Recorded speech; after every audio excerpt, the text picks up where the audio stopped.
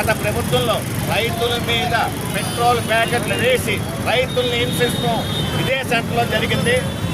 అది ఈ రోజున అమరావతి పేరుని చట్టబద్ధం చేస్తాం వల్ల మా బీజేపీ నాయకులు మరి కూటమి నాయకులు అందరూ కలిసి ఇక్కడ ఉత్సాహంగా పండగ వాతావరణం చేస్తాం.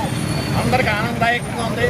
ఆ రోజున దుర్దినం ఎంత దుర్దినం అంటే రైతుల మీద ఎంపీ భరత్రాం ఇక్కడ పెట్రోల్ ప్యాకెట్ వేస్తాం, చాలా హత్యాప్రయత్నం కింద చేస్తాం, బెదిరిస్తాం అనేది చాలా దుర్మార్గం. ఈ విషయం మీద అడవాల రామకృష్ణ గారు మాట్లాడుకుంటాను.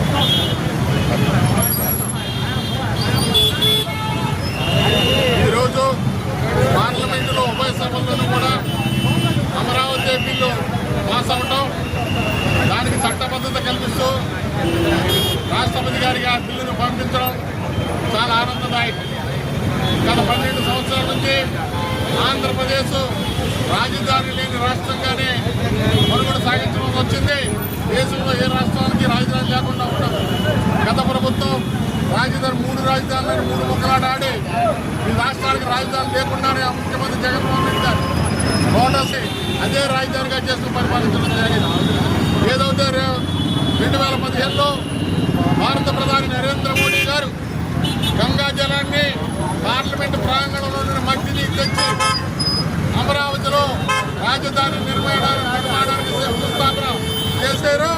అదే శంకుస్థాపన ఈవేళ అదే శంకుస్థాపన చేసిన బలం కేంద్ర ప్రభుత్వం ఇచ్చిన సహకారంతో ఈవేళ మన అమరావతి యొక్క రాజధానికి చట్టబద్ధత.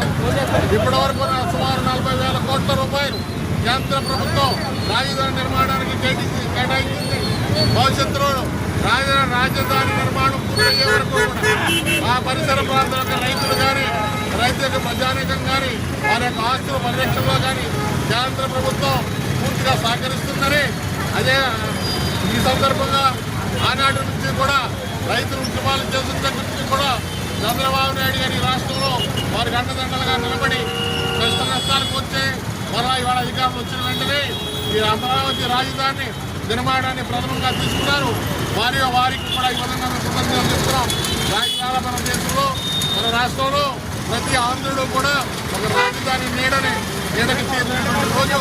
అదేవిధంగా ఈ యొక్క మొత్తం ఈ ఎపిసోడ్కి సంబంధించి పవన్ కళ్యాణ్ గారు నరేంద్ర మోడీ గారికి కానీ చంద్రబాబు నాయుడు గారికి కానీ మధ్యన ఉంటూ ఈ ఆ రాజధాని